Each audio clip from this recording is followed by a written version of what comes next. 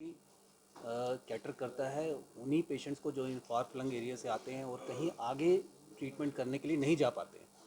तो उनका ट्रीटमेंट हम लोग यहाँ पे फ्री ऑफ कॉस्ट करते हैं। और आज जो हम ये प्रेस कॉन्फ्रेंस कर रहे हैं, इसका मकसद ही यही है कि ये हमारा मैसेज आप जनता तक पहुँचाएँ और अवेयरनेस करने में हमारी मदद करें कि एक तो इतना बड़ा जो प्रोग्राम हो रहा है, हमारे साइंटिफिक रिसर्च और उस सबको हम लोग एक दूसरे से शेयर करेंगे। जो बाहर के लोग आएंगे वो हमारे साथ शेयर करेंगे, हमारे यहाँ के डॉक्टर्स, हमारे यहाँ के जो स्टूडेंट्स हैं, एक उनका लर्निंग भी होगा और हम भी अपना एक्सपीरियंस उनसे शेयर करेंगे।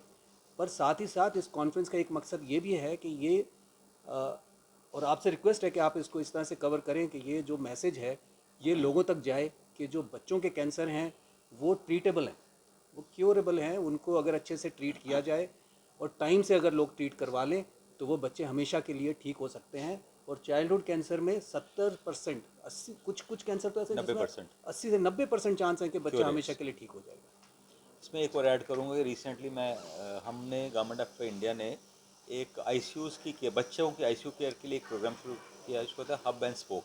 हब मीन्स जो सेंटर होता है और स्पोक्स मीन्स जो उसकी ब्रांचेज होती हैं।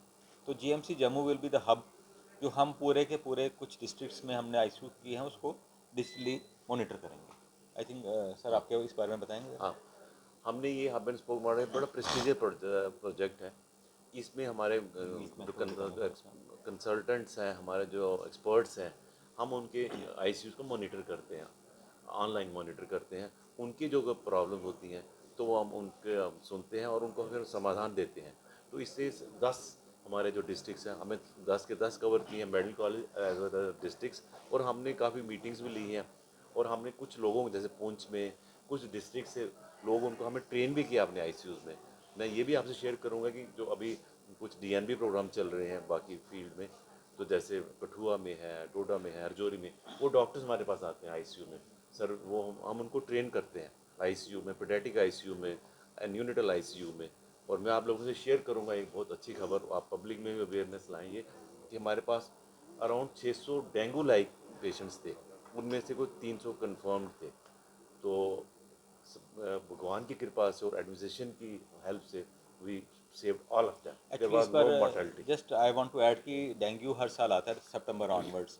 तो अच्छा तो नहीं है, लेकिन बताते हैं हमें खुशी हो रही है कि it was best manage this year and there were very very few deaths.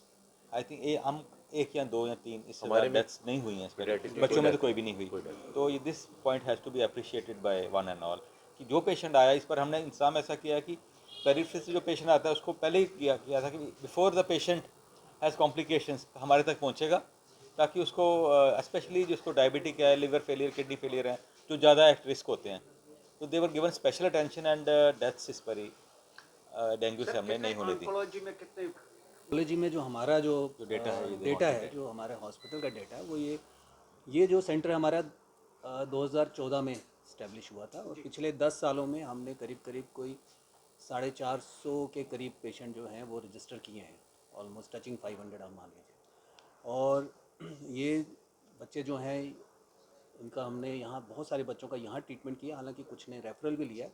और आज हमारे पास एक बहुत बड़ा एक ग्रुप है जो सर्वाइवर्स का भी है हमारे पास। तो मैं दोबारा यही मैसेज देना चाहूँगा कि ये डिज़ीज़ क्योरेबल है। और पर यही है कि जिसको भी इस तरह के कोई लक्षण लगे तो इमीडिएटली अपना चेकअप करवाएं और टाइम से इलाज शुरू करें। आपने कहा कि 500 के बड़ी इश्यूज़ हैं कि जो बच्चे फॉर फ्लंग डिफ़ॉल्ट कर जाते हैं, न्यूट्रिशनली डेफिसिट होते हैं। तो this point also we are now taking into late भी कंसिडरेशन। आते हैं ना, बहुत सारे बच्चे लेट पहुँचते हैं। पहुंचते हैं, बट इसमें और फिर इम्प्रूवमेंट के चांसेस आपके थ्रू अगर मैसेज आए कि बच्चे को कोई हेमेटोलॉजिकल डिसऑर्डर हो, कहने का मतलब कि बच्चे को ब्लीडिंग हो रही है, एबनॉर्मल ब्लीडिंग है, फीवर है, सेटल नहीं हो रहा, जो हेमेटोलॉजिकल डिसऑर्डर हो सकता है, उसको हम जीएमसी भेजें ताकि उसको प्रॉपरली हम मैनेज करके केयर कर सकें। सिमिक सेंटर शुरू किया है। और जैसे हमारे पास हीमोफिलिक पेशेंट्स आते हैं तो हम उनको ड्रग्स यहीं से मंथली कैंप करते हैं, क्योंकि 3 महीने की डिपेंडिंग अपॉन ये किस एरिया से आते हैं, तो हम उनको ड्रग्स वहीं पे दे देते हैं। और वहाँ के डॉक्टर्स को हमने सेंसिटाइज किया हुआ है, हम उनके ट्रेन किया लेक्चर्स हुआ है, लेते हैं, हाँ। ट्रेंड है वो, तो ताकि लोगों को वहाँ ज़्यादा ट्रैवल ना करना कहने पड़े। का कि आप जहाँ पर